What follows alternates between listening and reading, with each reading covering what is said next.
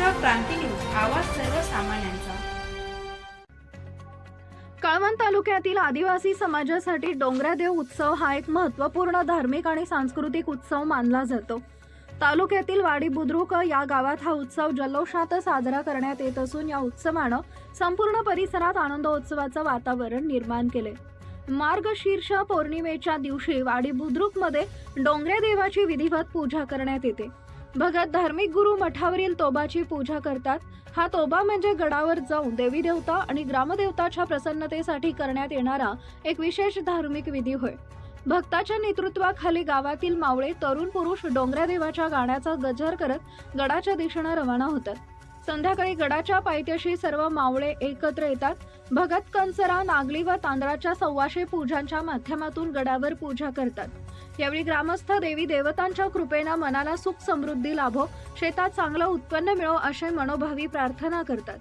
डोंगरादेव उत्सवाची सांगता दत्त जयंतीला होते। या दिवशी आदिवासी महिला, पाहुणे रावळे आणि गावातील सर्व सोयरे मोठ्या संख्येने एकत्र येतात।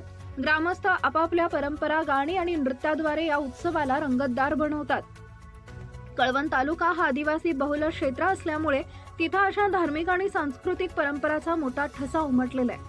डोंगरादेव उत्सव हा केवळ धार्मिक विधी नसून सामाजिक एकोपा, परंपरा जपणं आणि निसर्गाशी आपले नातं दृढ करण्याचा एक मार्ग आहे।